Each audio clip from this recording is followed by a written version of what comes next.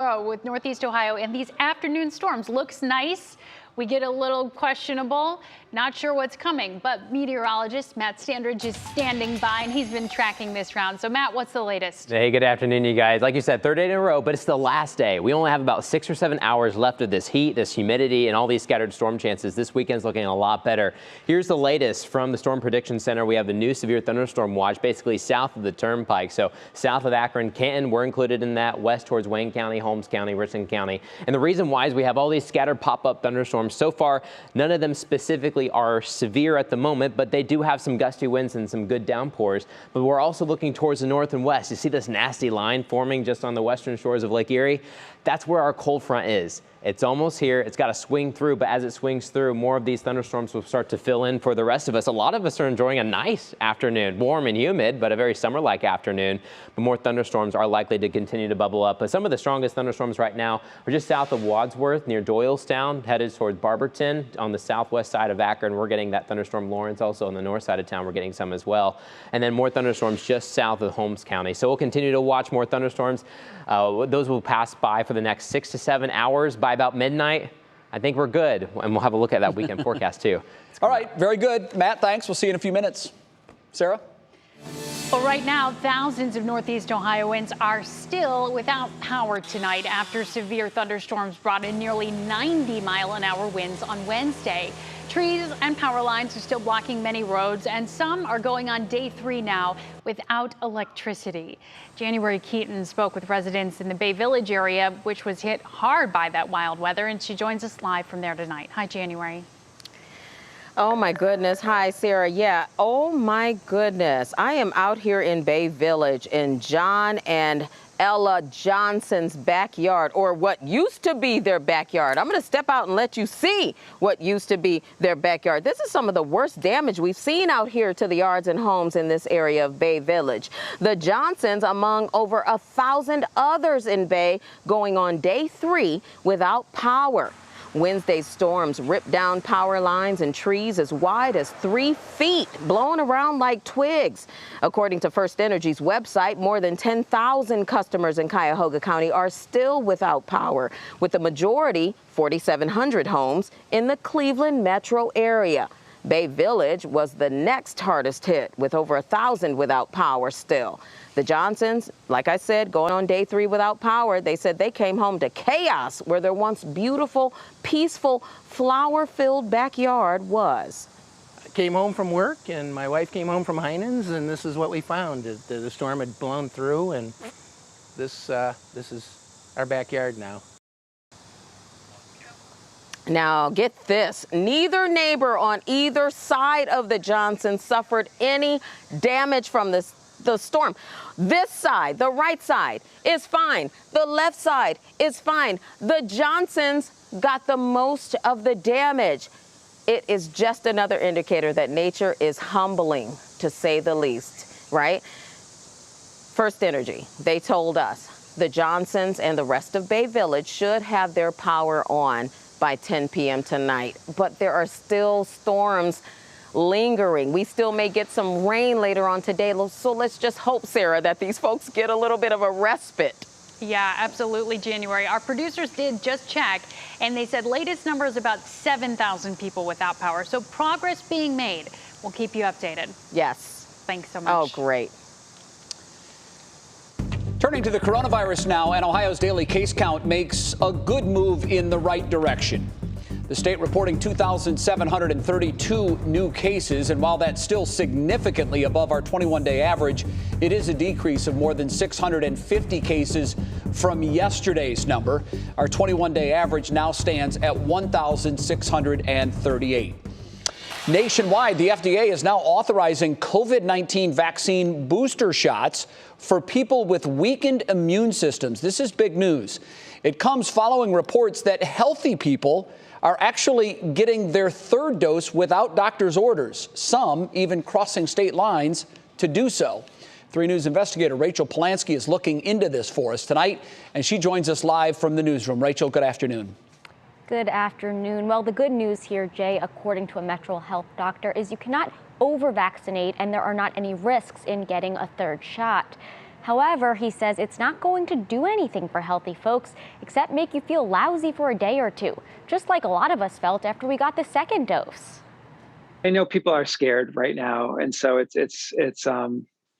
normal to be scared. The booster shot, it's not going to help you if you have a intact immune system. It's just going to remind your immune system what COVID looks like. You're probably going to get those side effects that you got from the last few vaccine boosters or shots, and it's not going to enhance your immune system in any way unless you have an immune system condition.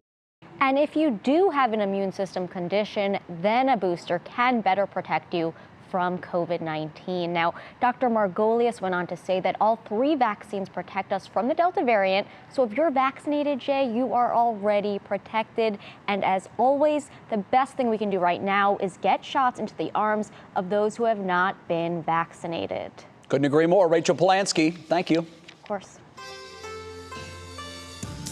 You know what that music means. And who could forget this woman? Gold medal Olympian and Olmsted Falls native Katie Nageotte in Tokyo last week. Wow.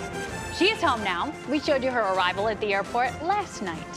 But it's more about what's happening right now in the city. Nick Camino joins us live now with details on the huge welcome home celebration. Nick, I'm sure there are many folks that never met Katie from the Olmsted Falls area, but want to get a piece of her. Absolutely. They want to just get a glimpse of the gold medal winner now that We she's all home. do. Yeah, of course. I mean, yeah. all of Northeast Ohio is behind Katie. We were following her journey. It is an absolute party right now in Olmsted Falls as they are welcoming home Katie Nageotte, gold medal winner in women's pole vault. What a ride for her. You know, you think about the entire last couple of months for her as we show you the scene out at Olmsted Falls High School right now. But won trials in Oregon, had the highest jump in the world out at trials, goes to Tokyo. Yeah, probably favored to win gold in Tokyo, but she delivered. I mean, you can say all that, but it's one thing to talk about it. It's another thing to go do it. She goes and wins gold at the games. Northeast Ohio loves their local athletes competing at the Olympics. You know, we caught up with her yesterday at the airport when she came home. So you think about just the type of emotional roller coaster she's been on for the last couple of months. We were following trials for the United States for track and field. She goes on to the Olympics and wins a gold medal.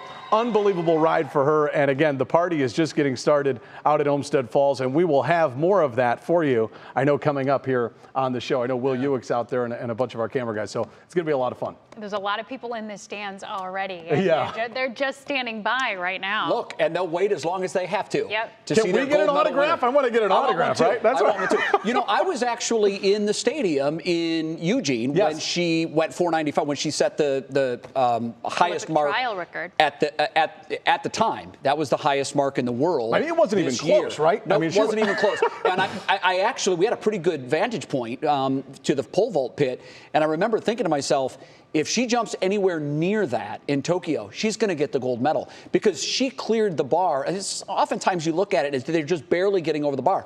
She had some to spare. She wasn't scraping by. No, she wasn't. Well, that's the thing. You know, you say, okay, she's favored to win gold. It's one thing to talk about it. It's another thing to go do it. Yeah. She did that. Well, a lot of guys that were favored to win gold did not. There you go. It happens all the time. And I think what you're going to see tonight, too, is there are a lot of people who haven't met Katie yet. Right. But there are so many who have been following her journey since high school, since she was competing at the state level, at Ashland University. And so to see her come home holding this gold medal, really cool. They've been waiting for that. It's like surreal. This is cool. I'm getting goosebumps right now. So true. It is. It's the ultimate for a track and field athlete, and she's reached the pinnacle. Love it. Love it. We'll be there at 5:30. We'll standing by for the big party. Next on What's New, the Feast of the Assumption continues today, and our Mike Polk Jr.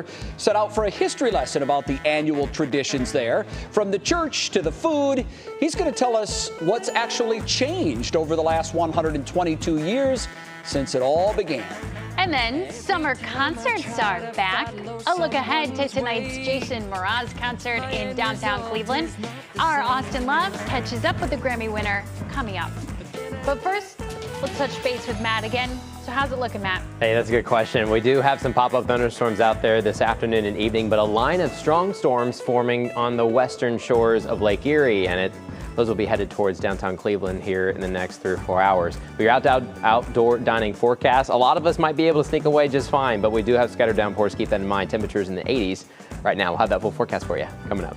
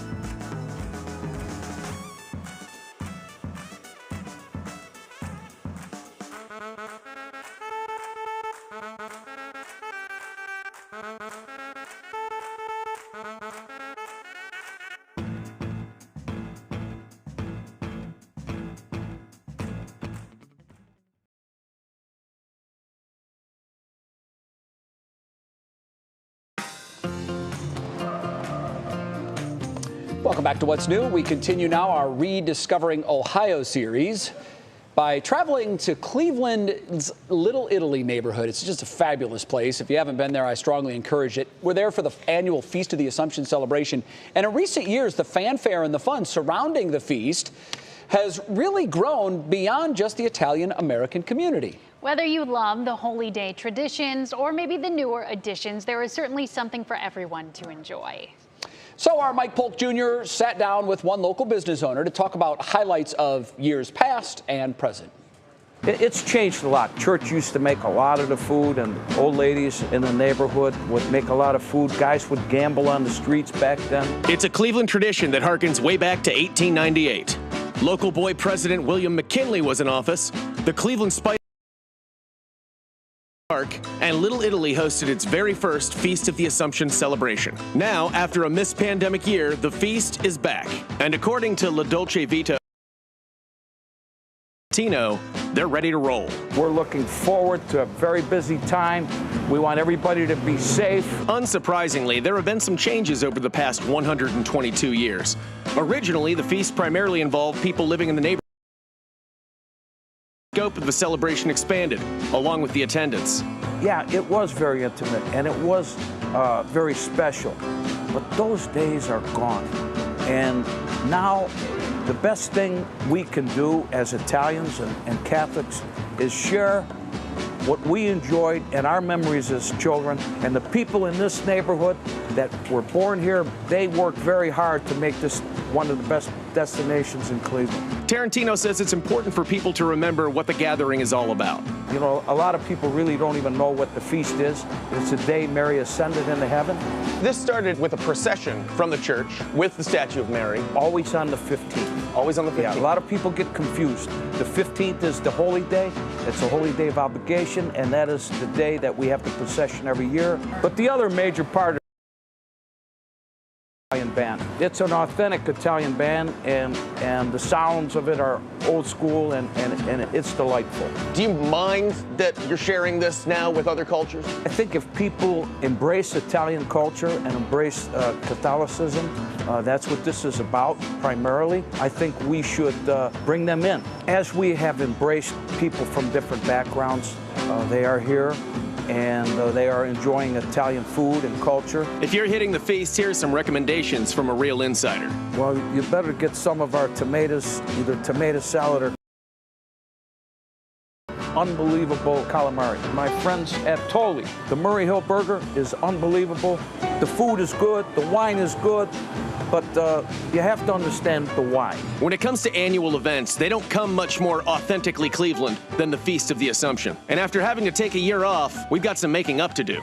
This is Mike Polk, about to go carb up and gain 10 pounds for 3 News. You don't look any heavier. Thank you. Not yet. Not yet. I mean, it's a long weekend. So the feast is going on now, and I just spent some time with Terry Tarantino, who's an amazing person. Can we agree on that? Absolutely. For like 15 minutes, and the hardest thing about it was every single person saying hi to him on the way by. I'm trying to shoot something. He's like the mayor, right? Terry, and he's like, hey. I'm just like, geez, and that's what you had to deal with. Back to the question, now, Sure, right? yeah, but he was great. And I just want his swagger one day.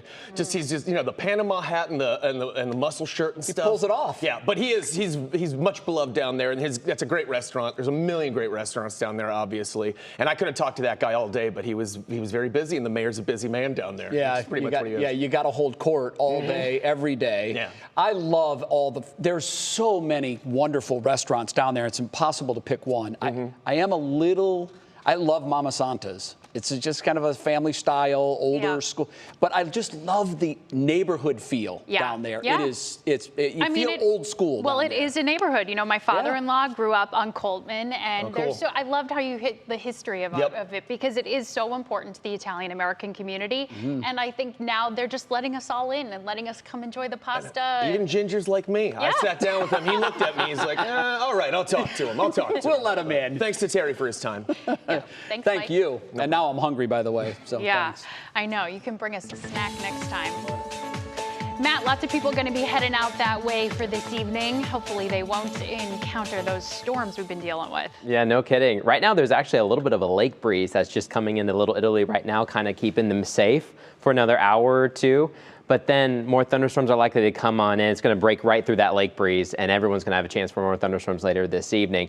But this weekend looks great. There's no rain in sight for both Saturday and Sunday. We just have to get through this evening. It's great to be with you all on this Friday. We've got some scattered thunderstorms right now south of Cleveland, just south of Akron, headed towards Canton. We've got some of these pop-ups. There's actually a severe thunderstorm watch that's in effect south of the Turnpike, and then additional thunderstorms where the cold front is. You can see those starting to line up and then march towards the south and east. Right towards downtown Cleveland. We still have a couple hours to go. Another quick pop-up in Erie County, just south and east of Sandusky. But when we time out some of these thunderstorms, they're moving about 20 miles per hour, so they're taking their time, but eventually they will arrive.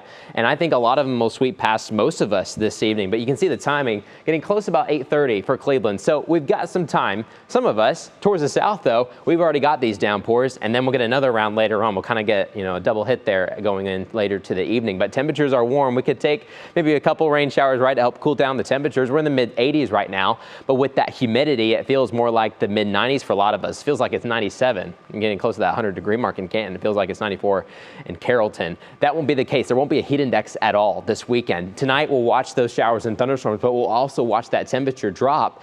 And along with those temperatures dropping, that humidity is going to be dropping big time. You're not going to feel humidity this weekend. In fact, most of the time will just be in the mid-70s. There'll be actually a north wind between 10 to 15 miles per hour. It's going to feel really refreshing across Northeast Ohio, both Saturday and Sunday. So let's watch that cold front on the National Zymar hour-by-hour forecast. Before it gets here, we're game time for these showers and thunderstorms. This is going past midnight, so as you're waking up tomorrow morning, we clear out slowly with the clouds. The showers should be pushing off towards Pennsylvania.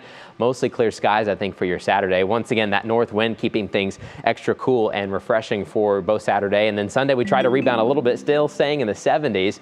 Next week, though, I honestly think we'll go back into another warm, humid, stormy pattern. And the reason why, when you're looking on the Union Home Mortgage 7-day outlook, we've got Tropical Depression Fred those remnants are most likely going to make their way towards Lake Erie. So we'll get some of those showers next week. We'll be watching that closely here, but at 5:30, we're going to take a look at the latest track from the National Hurricane Center. So that's coming up. Thank you so much, Matt. Well, after the break, Jason Mraz is kicking off his first tour since the pandemic this summer, and tonight he's here in Cleveland. He certainly is. Austin Love spoke to Jason earlier today ahead of his concert dubbed Look for the Good Live. That's coming up next.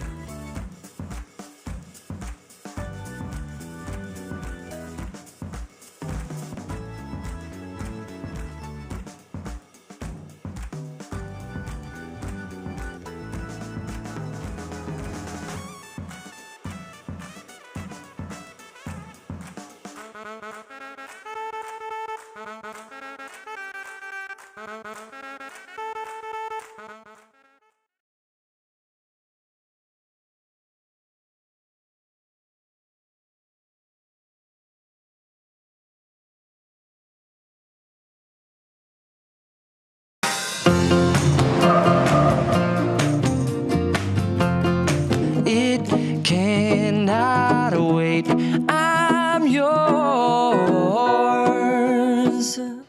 Okay, it's official. That song's going to be in my head the rest of the day. Every time I hear it, I find myself humming it all day long. Chances are you've heard that song. It is Jason Mraz, and the Grammy-winning singer-songwriter is actually in Cleveland tonight. Yep, he's going to be at Jacobs Pavilion at Nautica in downtown, and this will be the venue's first concert of the summer and first concert since COVID hit.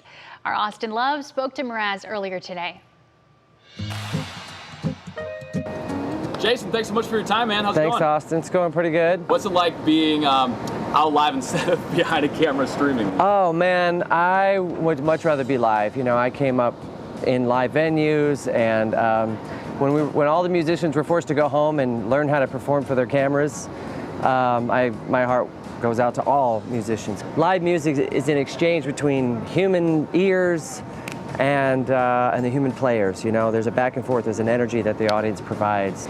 You get to see the audience and hear the audience singing along with you to these songs you've created, and that's such a huge uplifting feeling that, yeah, we just had to wait patiently for last year, because it's hard to get that virtually. What was the hardest part about that? Just knowing that, you know, we're traveling with 12 other musicians and crew guys.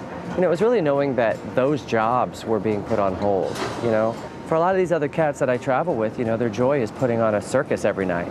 So it's nice to finally be back doing that. There is the saying that you can have one fedora guy in the group, but you cannot have more than one. Your signature is fedora. Where did this come from? I was always wearing a cap since I was in 2nd grade. My parents gave me a permission slip to wear a hat with my outfit in the school yearbook photo. And I just always thought that the hat kind of finished the outfit, even if it's a ridiculous hat like the one I'm wearing. And yeah, in the band, one of the earliest nights, a couple of the guys put on hats, and a couple of the girls in our band said, hey, 3 fedoras is too many. You know what I'm saying? Yeah, nailed it on that one. Thanks, Ben. I appreciate your time. All right, and oh man, it is so good to have live music back, especially at one of my favorite places to come, here at Jacobs Pavilion in Nautica, right next to the beautiful Cuyahoga River, and especially on a night like tonight, you cannot beat it. But I just want to thank Jason Mraz for taking the time to talk to me. Couldn't have been nicer and also more gracious with his time. But hey, if you don't have anything to do tonight, they still have some tickets available starting at about $40. So hop it down here to Jacobs Pavilion Nautica, grab a date, and come check it out. Jason Mraz is going to be jumping on stage around 8 p.m. But hey, Jay and Sara, I know I said in the piece that there can only be one fedora guy in the group, and I'm going to be breaking my cardinal rule of covering my hair. And I don't know if you guys can tell, but I stole this fedora from my girlfriend. So thanks for that, Allison. But yeah, and I already feel like an idiot, to be honest. I'm regretting everything immediately. I was literally going to ask where his hat was. Yeah. It's a little bit too small for you. It must look great on Allison. That is my guess. But yeah, that was everything nice of her to share it. Huh. Yeah. Well, here's the thing. Look, Austin, when you have that kind of salad, you don't cover it up. Yeah. You're supposed to show that off. Yeah. That's much Thanks, better. Jen. That's much better. Yeah. I also got a haircut today, too. So, you know, I'm nice and freshly cut. I don't know if you can tell. Yeah, very tight. Very tight. It's going to be a fun night out there. Thank you so much, Austin. Absolutely. Well, next on What's New, power outages continue across parts of the region, with more storms expected tonight. Some could be in the dark for a little while longer. A look at where the numbers stand. And a hometown hero is honored. The city of Olmsted Falls is abuzz right now as Olympic gold medalist pole vaulter Katie Nageotte is making her way around for meet and greets. In fact, you're looking at live pictures now. She's going to be there very, very soon. And we're going to take you there live. There you go. There's our first shot of the gold medal. She's wearing the hardware, too. You got to love that. We're coming right back.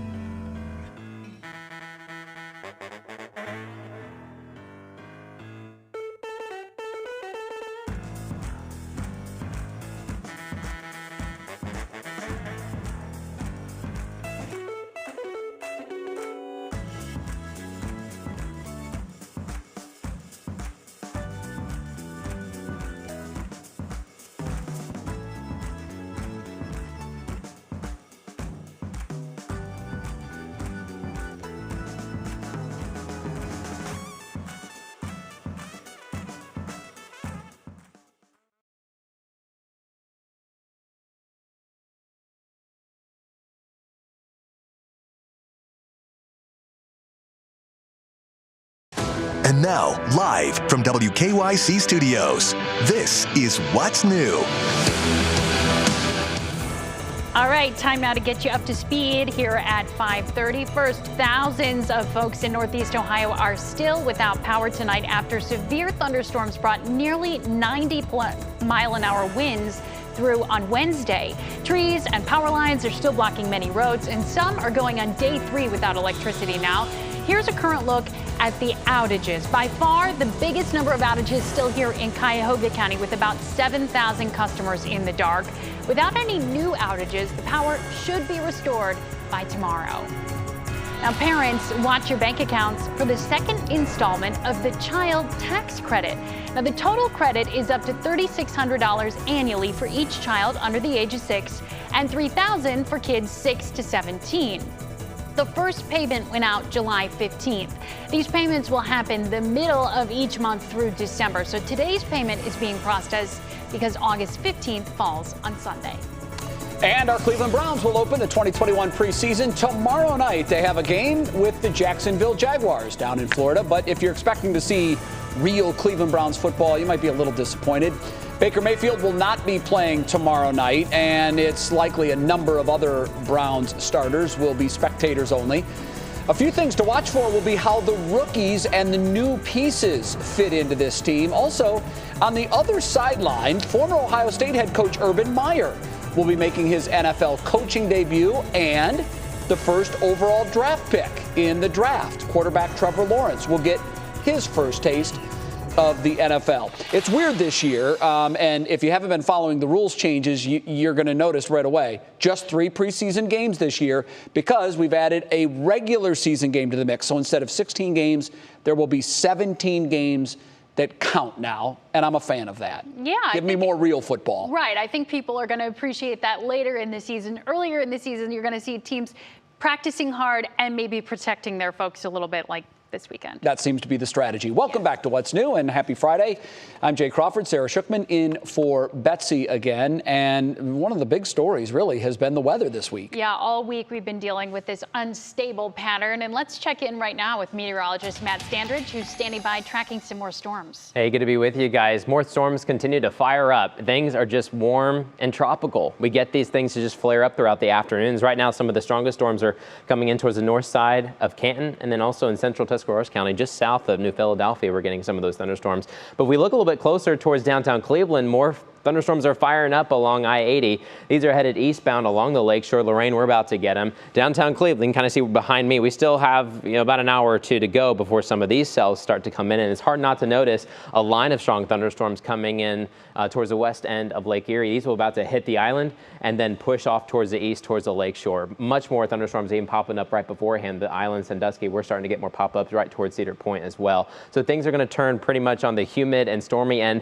for the next couple of hours. But the good news is that this is the final day for these widespread showers and thunderstorms. You see those chances begin to dwindle for the rest of the evening hours. Here's that white line. That shows you where midnight is. By tomorrow morning, we're just wrapping up with maybe a couple sprinkles, especially towards Youngstown, as everything starts to fall away and push out. We got a great weekend forecast for you coming up. We'll talk about it next. All right, Matt. Thank you so much, Matt.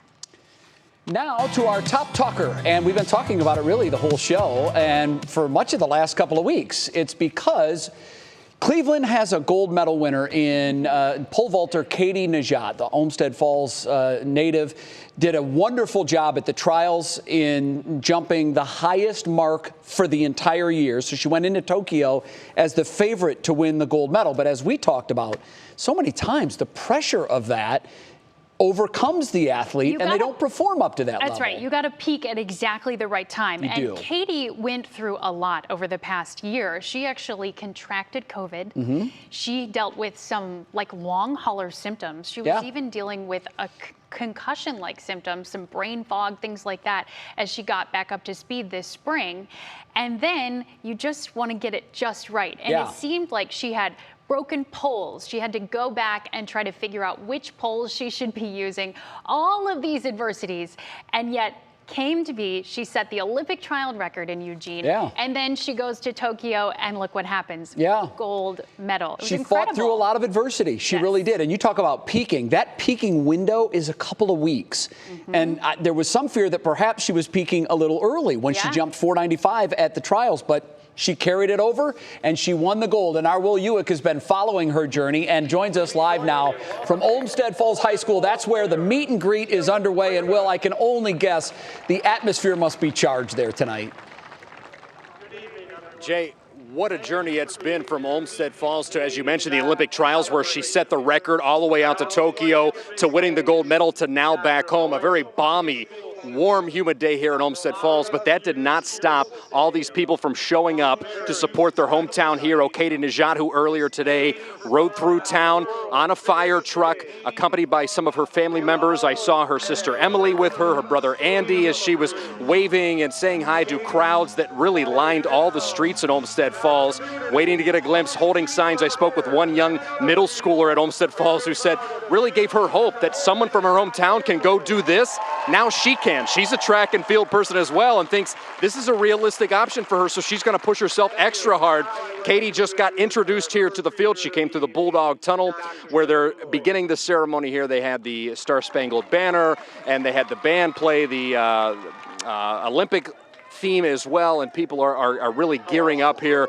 But Jay, you mentioned it when you threw it out here. So much excitement, it's palpable. You can feel it here in the stands, a packed stands here in Olmsted Falls. Despite the humidity, despite the threat of storms, everyone's here to see their hometown hero and that gold medal, and she'll be meeting and greeting and signing autographs and stuff throughout the night. We'll check back in with you guys coming up in just a little bit. All right, very good. Yeah, I'm sure we'll have her comments later on 3 News throughout the evening. It's going to be an exciting time. And I love what Will said about the young folks in Olmsted Falls now can look to her and say, look, she's from my hometown. If she can go find her dream, whatever their dream is, it's proof that you can do it from no matter where you're from. Yeah, gosh, so much pride there. Very Pretty cool. fun. Well, after the break here on What's New, Cedar Point continues to make some changes at the park. We'll tell you about the new updates for 2022 just revealed today in Clicking in Cleveland. That's always an exciting time to see what they're bringing in next year. Then we're going behind the menu. There's a brand new restaurant making its home in Little Italy, bringing new flavor to the historic neighborhood there. We're going to talk to the new owners and show you what to expect at a place called New Home Bistro.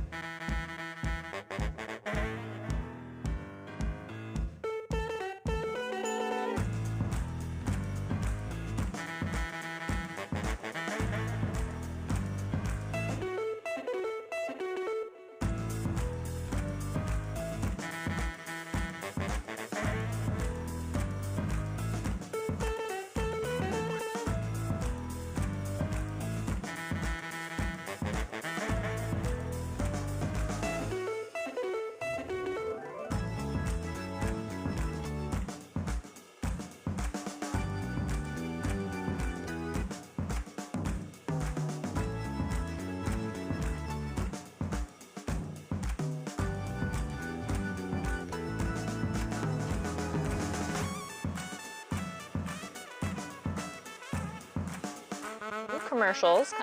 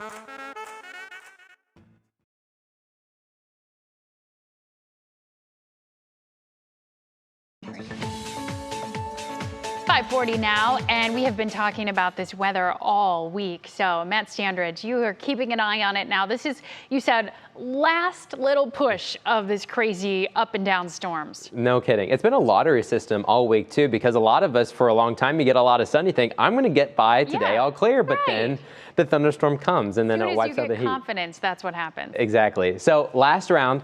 But, Sarah, I have to show you, we do have some of them on our sky cam from our CSU cam when you look westbound. So you're looking past the skyscrapers where you see the dark kind of gray hue there actually reach the ground. Those are downpours right now, all the way towards Sandusky, Lorain, Elyria. We're starting to get those pop-up thunderstorms. We're dry right now in downtown Cleveland.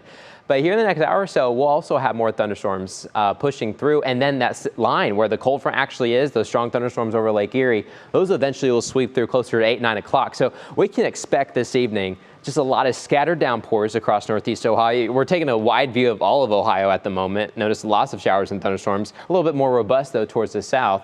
But we also have our good mix towards the Canton area. We've had a couple downpours in northern Stark County. Akron, we're kind of clearing out at the moment as thunderstorms press east towards Youngstown. But we're watching this cold front will be the final round of those thunderstorms pushing on through. But those will take place probably at another couple of hours. But until then, watch out for these splash and dashes across Northeast Ohio. You can see them on the next 12 hours, several chances for those showers. But overnight tonight, eventually, we'll clear out tomorrow. I think we'll start the day with some partly cloudy to mostly cloudy skies, but throughout the Saturday, we'll get more sunshine. I think by the afternoon, a lot of us will kind of be on the mostly clear sky.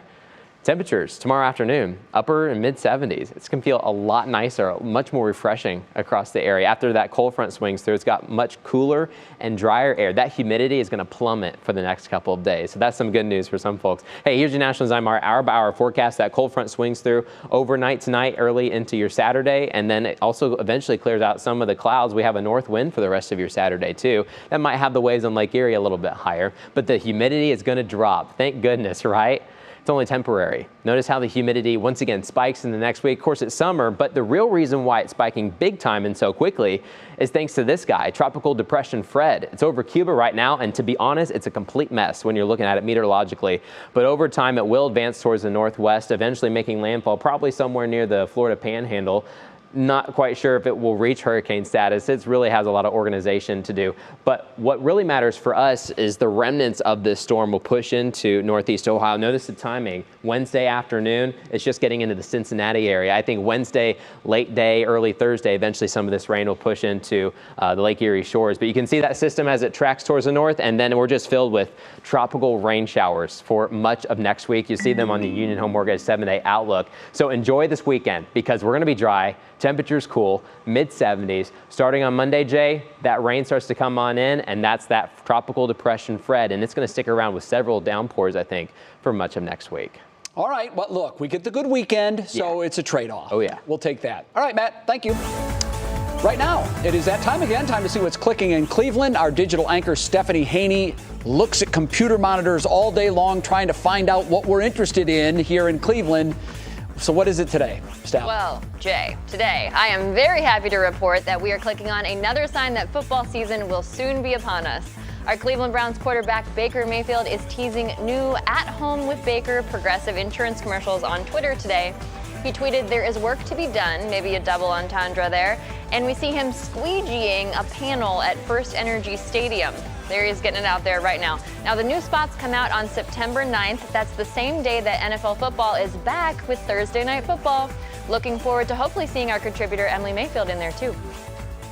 And we now know more about what's new at Cedar Point for the upcoming 2022 season as of today. The foodies will like this one. Frontier Town is getting a new chef-inspired restaurant that park representatives say is sure to delight guests. We don't know what's going to take its spot yet, but we also know that Wicked Twister is closing after this season, and your last chance to ride it will be September 6th. And if you don't already have one, you could grab a gold $99 pass now to get in free for the rest of this season and all of next year. And PETA is calling for the tribe to keep its message of inclusivity going by adding to the hot dog derby. Now, we've all seen ketchup, mustard, and onion race across Progressive Field. Well, the animal rights activists would like to see the tribe add a veggie dog to the mix. Now, PETA says it would provide the costume for the mascot. Here's a preview of what it might look like, and buy the whole team of veggie dog to celebrate. They do have veggie dogs at the park, by the way, at the Happy Dog food stand. Now, you guys know Jay and Sara. I know. I'm a proponent of the veggie dog. Sure. So what do you think about this? I cannot get behind this, really. Really? For multiple reasons. Okay. A veggie dog is not a condiment. Sure. And no. I think it's very presumptuous to assume that neither of ketchup, mustard, or onion are veggie dogs. They could be. They could be, That's you're true. right. We don't really know about their composition. Just use your imagination, I guess. They could all be veggie dogs for all we know. All right, so now we hear it straight from our vegan expert. Not a fan. All right, we'll see if they adopt it. I'm not thinking the chances are great that happens in the first place. I don't know why. I'm just not sure they're going to go that far. Talking about it, you know? That's true. Steph, thanks. Have a great weekend. You too. Next, we're going to go behind the menu, a look at one of Little Italy's newest restaurants. It's called Home Bistro. I sat down with the husband and wife owners recently about their new spot. Plus, a field of dreams, literally, how two MLB teams came together for a dream come true kind of night. Ahead and show us something good. So cool.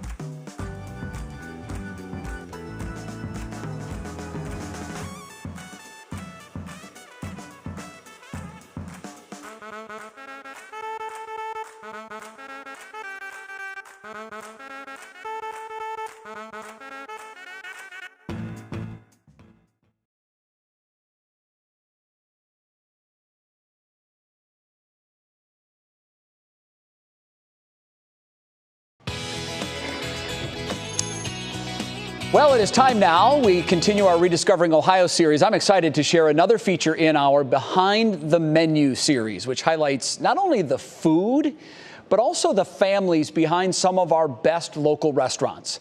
Naturally, tonight's featured spot is in Little Italy, but Home Bistro is bringing a new flavor to the historic neighborhood. I have always looked at us as a neighborhood restaurant. And I think that to be a neighborhood restaurant, you have to give your neighborhood a reason to come back time and again. Spend a little time at Home Bistro in Little Italy, and you'll soon feel, well, right at home. Hospitality is the #1 thing that we do. The food should be good, but how you're treated, I think, is what makes the difference in an experience. Husband and wife team Victor Mraz and Emily Gilbert are Clevelanders, but their culinary careers actually began in Chicago. Through his culinary program, he met the first owner of Home Bistro. So it preceded us. And then by 2013, the first owner moved back to Philadelphia, sold the restaurant to us. The pair successfully ran the original location for nearly a decade. but Northeast Ohio was always calling. Victor always wanted to come back to Cleveland, and he's wearing a Cleveland shirt, but it's not, like, his entire wardrobe is Cleveland t-shirts. I get that. I'm with you, Victor. I have many myself. In the spring of 2020, Home Bistro moved from Chi-Town to the Land, timing that ended up coinciding with the pandemic. I think if someone asked, though, if we would do it again, I mean, I'd probably say yes, but the past year has been really hard. But this team, no stranger to hard work, was prepared to see it through, with a little help from family and friends. Up until a couple weeks ago, I have not had a kitchen employee. It's been just me. So just me cooking, just me doing dishes. Victor's parents have been working at the restaurant every weekend since October. His sister, who lives in Toledo, comes to town every few weeks to help us. And they found a supportive community in their Little Italy neighborhood as well. So many of the restaurants in the area are longstanding, and they've already built up that loyal customer base. Right. What challenges does that present for you to get new customers in the door for the first time? One of the reasons we were attracted to this neighborhood is because of that. I grew up coming down here, going to Trattoria on the hill, Roman Gardens over there. That was a main draw to come to this neighborhood. It's because we want to build it to where we're that as well. I want to be a little old man cooking in the kitchen, basically. And in the kitchen, Victor has perfected what he describes as new American fare.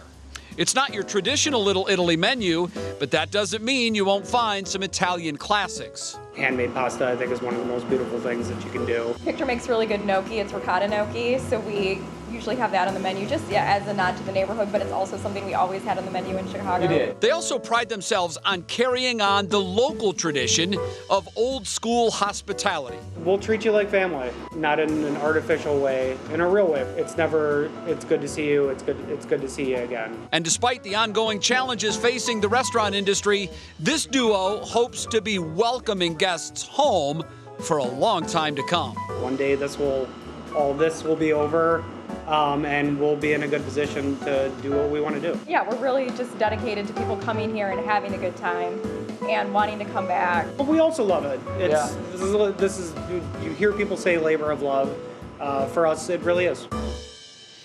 So Victor is all in on this. This is clearly his passion. You could sense in Emily's voice, she's saying, well, if she asked me if I would do this again, knowing what we know now, I'm not sure. But they actually are a very good balance to one another, Sarah.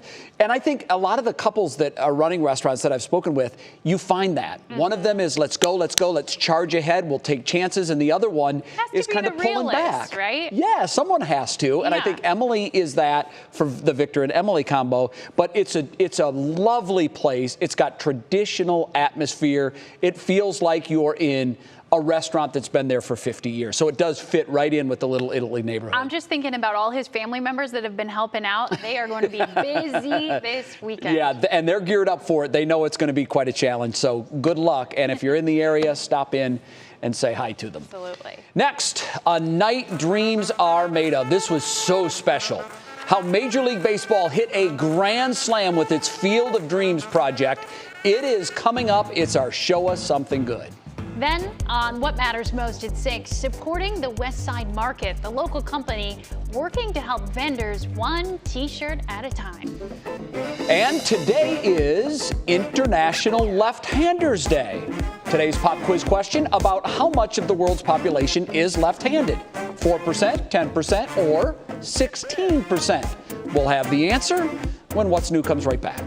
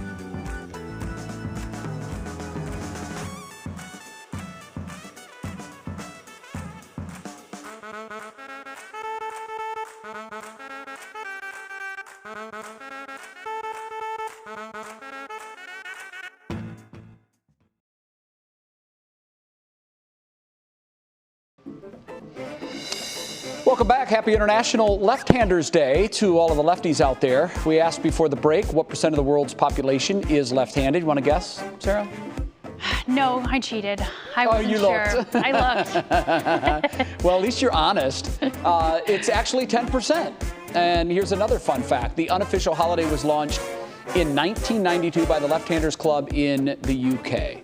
10%. I've always found that so fascinating. You'd think it would be 50-50. Yeah, I would have thought it would be much higher than any of those options. That's why I had to look. Yeah, okay. Yeah. Well, now you know. Those lefties are unique. Our show is Something Good is so special. It comes from the cornfields of Iowa. Major props to Major League Baseball for their Field of Dream concept.